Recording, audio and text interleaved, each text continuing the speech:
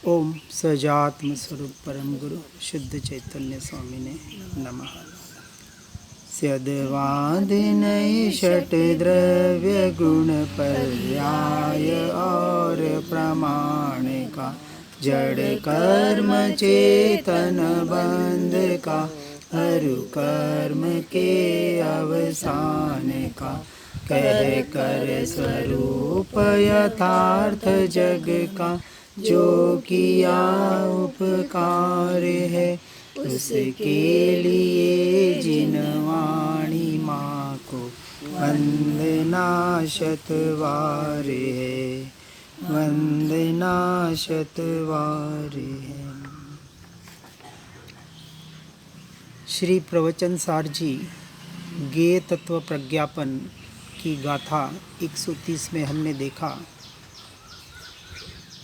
कि एक मूर्त गुण है और एक अमूर्त गुण है। अपेक्षा से उसे रूपी और अरूपी भी कहा जाता है। अब मूर्त और अमूर्त गुणों के लक्षण तथा संबंध अर्थात उनका किन द्रव्यों के साथ कैसा संबंध है, यह गाथा 131 में बता रहे हैं।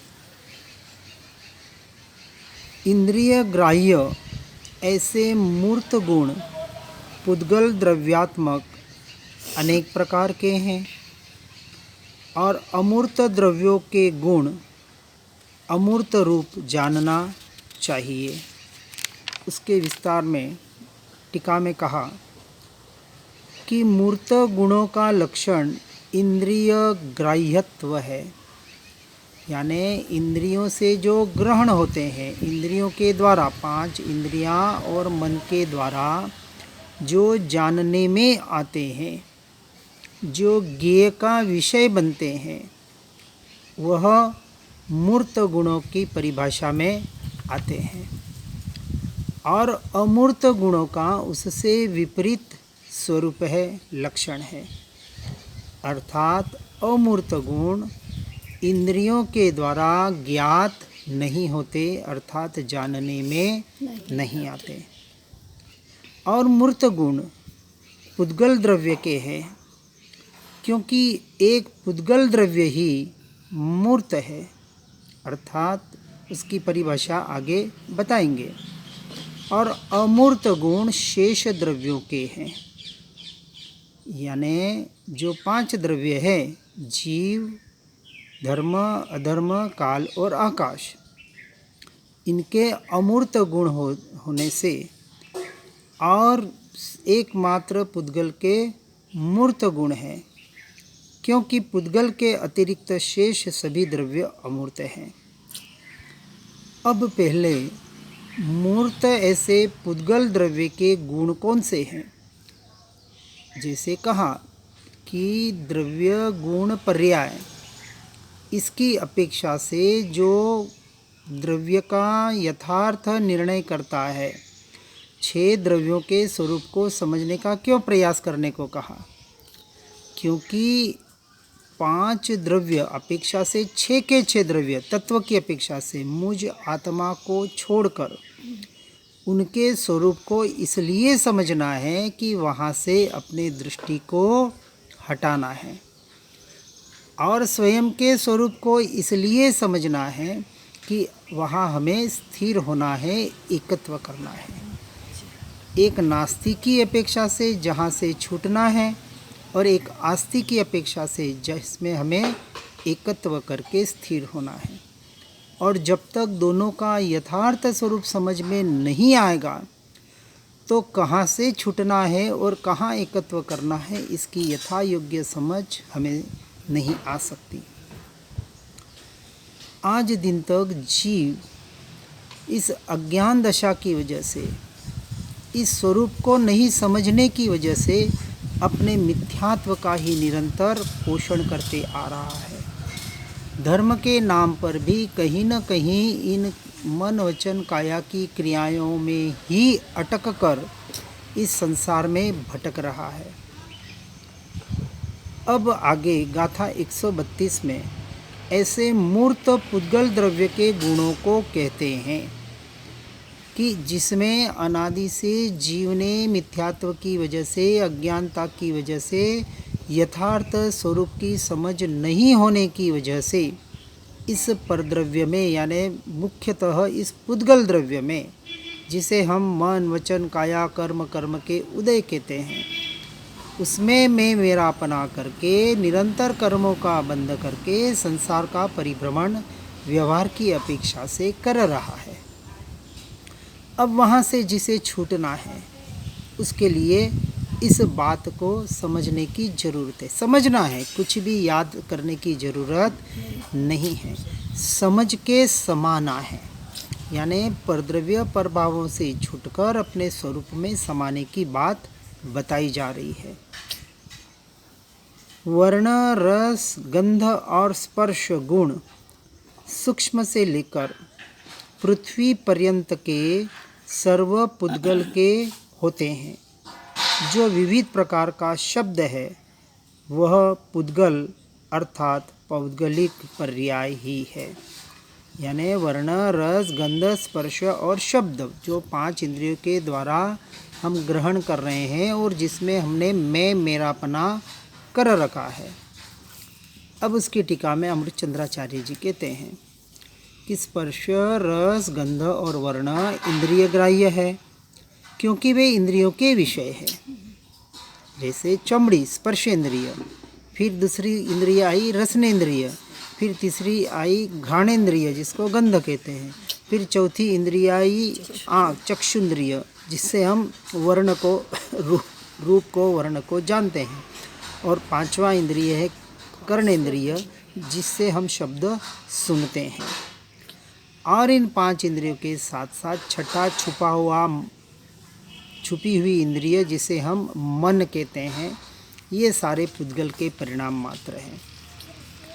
अब ये इंद्रिय ग्राह्यता की व्यक्ति यानी परमाणु कार्बन वर्गणा इत्यादि में इंद्रिय ग्राह्यता व्यक्त नहीं है, तथापि शक्ति रूप से अवश्य होती है।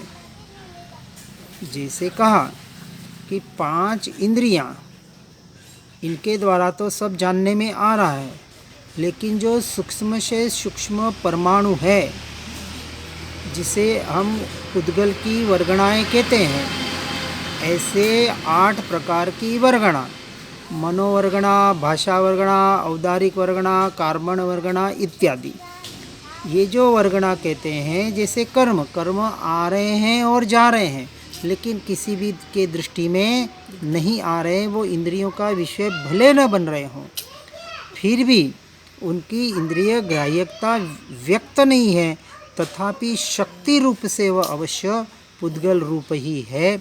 इसका हमें यहाँ निर्णय करना पड़ेगा। इसलिए व्यक्ति और शक्ति के वश से भले ही इंद्रियों के द्वारा ग्रहण किए जाते हों या न किए जाते हों, तथापि वे एक द्रव्यात्मक सूक्ष्म पर्याय रूप परमाणु से लेकर अनेक द्रव्यात्मक स्थूल पर्याय रूप पृथ्वी स्कंध तक के समस्त पुद्गल के अविशेषतया विशेष गुणों के रूप में होते हैं। यानी कभी इंद्रियों से जानने में भी न आए, परंतु जिनेश्वर वितरागी परमात्मा के द्वारा केवल ज्ञान में जो प्रतिभासित हुआ और गणधरों के द्वारा रचित हमारे भावलिंगी मुनियों के द्वारा जो शास्त्रों के द्वारा जिनका स्वरूप बताने का प्रयास किया जाता है, ऐसी वर्गणाएं। अब ये वर्गणाएं इंद्रियों से तो जानने में नहीं आती, परंतु फिर भी उनका अस्तित्व हमें यथार्थ रूप से स्वीकार करना ही पड़ेगा। इसके अलावा दूसरा कोई भी उपाय नहीं है। ऐसे समस्त पुद्गल के अविशेष तथा विशेष गुणों के रूप में उनके मूर्त होने के कारण, यानी पुद्गल के अतिरिक्त जो अन्य द्रव्य है, शेष द्रव्यों के न होने से वे सिर्फ और सिर्फ पुद्गल को ही बतलाते हैं। यानी स्पर्श रस गंध वर्ण शब्द और ये मन के जो विकल्प, इनके जो परिणाम हैं, इनकी जो क्रियाएं हैं, ये सारे की सारे पुद्गल आधारित है और ये इसको वहाँ निर्णय करना है कि ये सारा स्वरूप, ये जो कुछ भी परिणाम परिणमन हो रहा है, ये सारा किसका है? पुद्गल का है, मेरा नहीं है। यहाँ कहा कि पुद्गल के अतिरिक्त 5 के 5 ही द्रव्यों में ये लक्षण नहीं होते, और लक्षण उसे कहा जो एक द्रव्य में हो और अन्य द्रव्यों में न हो। अब यहाँ ये बात समझनी है कि पुद्गल के अतिरिक्त अन्य 5 द्रव्य, परंतु जो 4 द्रव्य है, धर्म अधर्म काल और आकाश, इससे हमें वास्तविक सीधा लेना देना कुछ भी नहीं है। उनका परिणमन उनसे उनमें हो रहा है। अनादि से जो इस जीव का यानी आत्मा का संयोग संबंध विशेषतः इस पुद्गल से बना हुआ है, और इस पुद्गल की क्रियाओं में, पुद्गल के परिणामों में, पुद्गल के परिणमन में जीव ने अनादि से इस मिथ्या मान्यता की भ्रांति की वजह से, अज्ञान दशा की वजह से एकत्व, ममत्व, कर्तृत्व और भोक्तृत्वपना किया हुआ है। यानी मैं मेरापना करने की वजह से उसके परिणामों का कर्ता बनता है, और कर्तृत्व बुद्धि से जो कर्म उदय में आते हैं फिर उसका भोक्ता अपने आप को मानता है, और इस तरह से फिर नए कर्मों का बंध करके अनादि काल से इस संसार में इस अज्ञान दशा की वजह से भटकना हो रहा है। इसलिए इस बात को हमें थोड़ा गहराई से समझने का प्रयास करना है। ऐसी शंका नहीं करनी चाहिए कि शब्द भी इंद्रिय ग्राह्य होने से गुण होगा, क्योंकि वह शब्द विचित्रता के द्वारा विश्वरूपपना यानी अनेकानेक प्रकारपना दर्शाता होने पर भी उसे अनेक द्रव्यात्मक पुद्गल पर्याय के रूप में स्वीकार किया जाता है। 5वीं इंद्रिय कर्णेंद्रिय, जिसके द्वारा हम शब्द सुनते हैं, ये जो शब्द जैसे इस मुंह से शब्द निकले और आपके कानों तक पहुँचे, अब ये जो शब्द बीच में चल रहे हैं, यहाँ से हम मोबाइल पे बात करते हैं, मोबाइल से सैटेलाइट तक वो शब्दों के परमाणु तरंगे जाती है, और वो सैटेलाइट उन तरंगों को आगे अमेरिका तक, जहाँ भी आप मोबाइल पे बात करते हैं, वहाँ तक पहुँचा रहा है। अब ये सारा पुद्गल का परिणमन हो रहा है। अब विचार करें कि जैसे ही हम व्हाट्सअप खोलते हैं, किसी को क्लिक करते, उसी क्षण वो व्हाट्सअप खुल जाता है, वो पिक्चर या वो वीडियो खुल जाती है। अब ये एक क्षण में ये वीडियो ने जो परमाणुओं को ग्रहण किया, ये परमाणु आए कहाँ से? तो कहीं ना कहीं इस वातावरण में ही ये सारे परमाणु घूम रहे हैं, भटक रहे हैं। एक ही समय में अनेकानेक असंख्य जीव उस शब्दों को सुन रहे हैं। जैसे एक व्हाट्सएप या किसी भी एक कोई कोटेशन कहें, कुछ भी खोलता है, एट ए टाइम लाखों लोग उसको खोल रहे होते हैं, और एक ही क्षण में जब वो लाखों लोग खोलते हैं, उनके वहाँ वो व्हाट्सएप कहें या जो भी मैसेज कहें खुल जाता है। इसका मतलब ये परमाणु एक क्षण में इतने तेज़ी से यहाँ से वहाँ भटक रहे हैं। जो आज हम यहाँ व्हाट्सएप अभी खोले, यहाँ पर अभी इंडिया में नहीं, एक गांव में खोले, और अमेरिका में उसी व्हाट्सएप को उसी क्षण कोई दूसरा व्यक्ति खोल रहा है, तो उसका भी वहाँ वही मैसेज उसको खुलता है, वो पढ़ पाता है। एक ही क्षण में दोनों जगह काम हो रहे हैं। तो इतना परिणमन इन पुद्गलों का हो रहा है, इस बात को हमें स्वीकार करना ही पड़ेगा। इसलिए यदि शब्द को पर्याय न मानकर गुण माना जाए तो वह क्यों योग्य नहीं है, उसका समाधान करते हैं। यानी यहाँ इस बात पर थोड़ा विशेष जोर दिया है कि 4 मुख्य गुण बताए हैं, स्पर्श, रस, गंध और वर्ण, और शब्द को पर्याय यानी इस पुद्गल की पर्याय कहने में आया है, उसका समाधान करते हैं। तो कहते हैं, प्रथम तो शब्द अमूर्त द्रव्य का गुण नहीं है, क्योंकि गुण गुणी में अभिन्न प्रदेशपना होने से, यानी गुण और गुणी, द्रव्य गुण पर्याय, गुणी यानी द्रव्य, उसके अनंत गुण और एक गुण की अनंत पर्याय, इस तरह से स्वरूप बतलाया जाता है।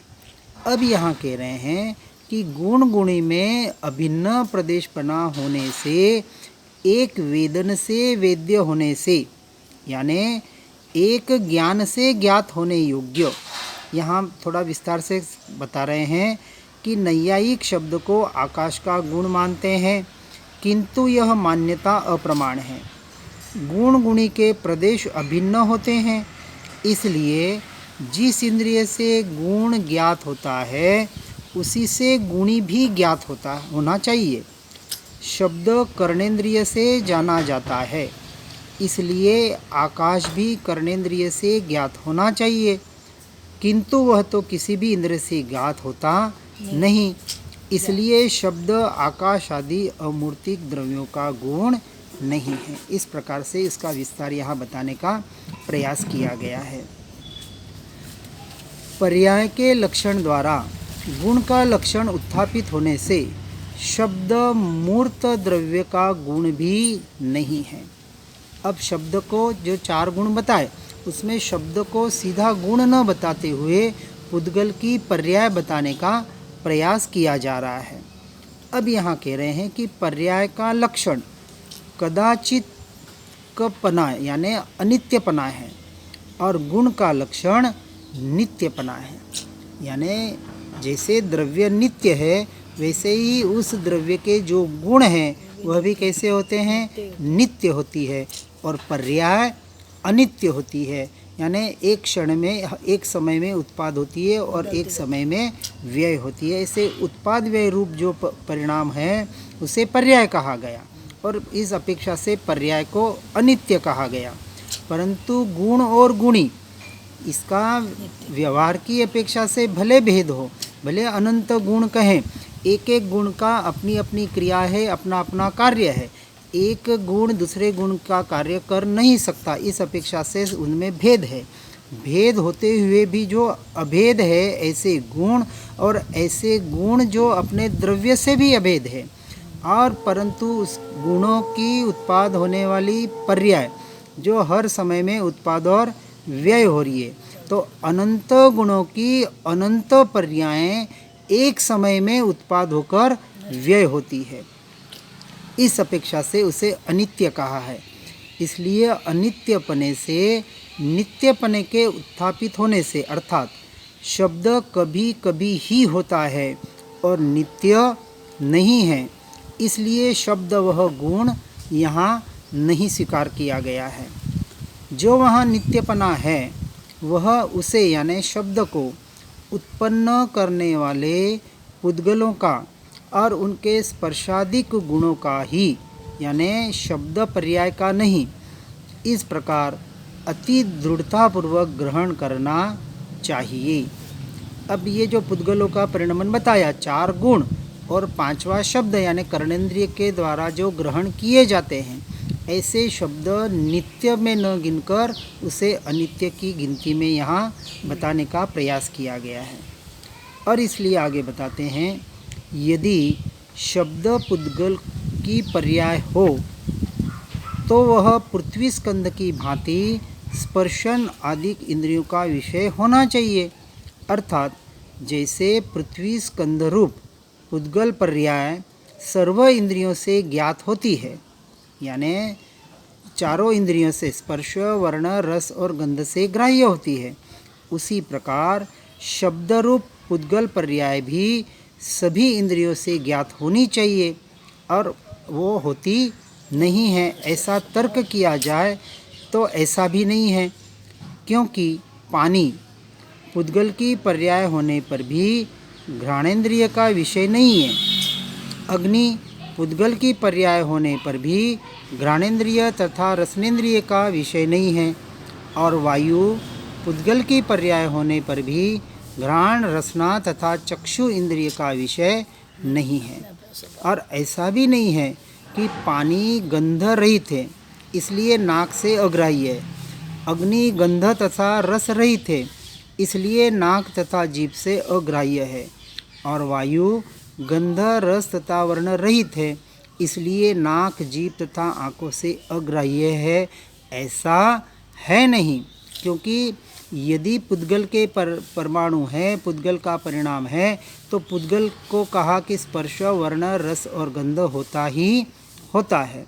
इस अपेक्षा से सभी पुद्गल स्पर्श आदि चतुष्क युक्त स्वीकार किए गए हैं, क्योंकि जिनके स्पर्श आदि चतुष्क व्यक्त है, ऐसे चंद्रकांतमणि को, अरणि को और जौ को जो पुद्गल उत्पन्न करते हैं, उन्हीं के द्वारा जिसकी गंध अव्यक्त है, ऐसे पानी की, जिसकी गंध तथा रस अव्यक्त है, ऐसे अग्नि की, और जिसकी गंध, रस तथा वर्ण अव्यक्त है, ऐसी उदर वायु की उत्पत्ति होती देखी जाती है। सारा का परिणामन उत्पन्न हम अपने इन इंद्रियों के द्वारा उसका देख सकते हैं। और कहीं किसी पर्याय में किसी गुण की कदाचित परिणाम की विचित्रता के कारण होने वाला व्यक्तपना या अव्यक्तपना नित्य द्रव्य स्वभाव का प्रतिघात नहीं करता, अर्थात अनित्य परिणाम के कारण होने वाली गुण की प्रकटता और अप्रकटता नित्य द्रव्य स्वभाव के साथ कहीं विरोध को प्राप्त नहीं होती है। यानी अनित्य और नित्य जो द्रव्य के परिणाम हैं, नित्य कौन से, जो गुणों के और द्रव्य के हैं, और अनित्य किसके, जो पर्याय के परिणाम हैं, उनकी जो प्रकटता और अप्रकटता है, उसको स्वभाव के साथ कहीं विरोध को प्राप्त यह नहीं होते। इस अपेक्षा से शब्द पुद्गल की पर्याय ही हो, ऐसा वहाँ स्वीकार करना पड़ेगा। इस बात से यह समझाने का प्रयास किया गया है। अब शेष अमूर्त द्रव्यों के गुण कहते हैं। अब जैसे हमने मूर्त द्रव्यों के यानी पुद्गल के लक्षण समझने का प्रयास किया, तो पुद्गल के लक्षण को समझने का प्रयास इसलिए किया जा रहा है कि जिस पुद्गल के परिणाम ने जीव ने अनादिकाल से एकत्व किया हुआ है, मैं मेरापना किया हुआ है, अब वहाँ से हमें मैं मेरापना हटाना है कि ये पुद्गल के परिणाम है, यह मेरा स्वरूप नहीं है। ऐसा टंकोत्कीर्ण निर्णय अपनी श्रद्धान में करना है, क्योंकि सम्यक दर्शन प्राथमिक अवस्था में सिर्फ और सिर्फ श्रद्धान का ही विषय है, और इस श्रद्धान को ही चौथे गुणस्थानक में अनुभूति की अपेक्षा से कहा जाता है। आत्मा की अनुभूति, जिसे स्वसंवेदन प्रत्यक्ष अनुभूति कहा गया। अब अनुभूति यदि कहें कि आत्मा अरूपी है, असंख्य प्रदेशी है, अशरीरी है, ऐसे आत्मा का प्रत्यक्ष दर्शन सिर्फ और सिर्फ केवल ज्ञान के बाद ही होता है, क्योंकि असंख्य प्रदेश अभी हमारा दृष्टि का विषय नहीं है। अमूर्त स्वरूप ऐसा अरूपी पदार्थ सीधा हमारे दृष्टि का विषय नहीं है। तो सिर्फ और सिर्फ श्रद्धान के आधार पर, उसके निर्णय के आधार पर कि यही मैं हूँ, उस तत्व का सहर्ष स्वीकार करके पर द्रव्य पर भावों से का अस्वीकार। देखिए, टंकोत्कीर्ण निर्णय सम्यक दर्शन में क्या होता है कि जब स्वयं के स्वरूप का, अपनी आत्मा का निर्णय हुआ, इसका अर्थ ये कि पर द्रव्य पर भावों का वहाँ अस्वीकार हुआ कि यह मेरा स्वरूप नहीं है। अब यहाँ यदि हमें पर द्रव्य पर भावों में एकत्व हो रहा है, मैं मेरापना लग रहा है, वहाँ यदि मूर्छा भाव अभी हमारा है, तो समझना अभी हमें स्वयं के स्वभाव की वास्तविक रुचि नहीं हुई है। एकमात्र आत्मा के अलावा सभी परद्रव्य पर भावों में अरुचि होना, उसके प्रति औदासीन्य वृत्ति होना, उदासीनता होना, इसी का नाम वास्तविक सम्यक दर्शन है। तो सम्यक दर्शन को दो लक्षण के आधार पर हमें स्वयं से स्वयं को निर्णय करना है कि क्या मुझे अपनी आत्मा में, अपने स्वरूप में, स्वभाव में एकत्व करने की, अनंत काल के लिए उसमें रमणता करने की तीव्र उत्कंठा कहे रुचि है या नहीं, और यदि है तो इसके आधार पर क्या परद्रव्य परभावों में ये जो पुद्गल के परिणाम है, पुद्गल की क्रियाएं हैं, उसमें अरुचि है या नहीं, उसमें औदासीन्य वृत्ति है या नहीं, इसका निर्णय कौन करेगा? स्वयं से स्वयं को ही करना पड़ेगा। इसलिए सम्यक दर्शन अनुभूति स्वयं से स्वयं का निर्णय करने का विषय है और उसके लिए सद्देव सद्गुरु सत्शास्त्र के द्वारा जो सत्य धर्म का प्ररूपण किया गया है वह हमारा आधार है और उसके आधार पर ऐसे स्वाध्याय सत्संग के द्वारा अपने स्वरूप का निर्णय करके अनंत काल के लिए अपने स्वरूप में रमणता करने का वास्तविक प्रयास और पुरुषार्थ हर जीव को करना चाहिए। और कोई करे या न करे, मुझे तो करना है, ऐसा निर्णय करके जीव को इस मोक्ष मार्ग में आगे बढ़ने का प्रयास करना चाहिए। इसी भावना के साथ ओम नमः सिद्धम। जिन वाणी के ज्ञान से हो सम्यक श्रद्धान, हो चारित्र महान, पाऊं पद निर्वाण। जहाँ वाणी के ज्ञान से सूझे लोकालो, सो वाणी मस्तक नमो सदा देत हूँ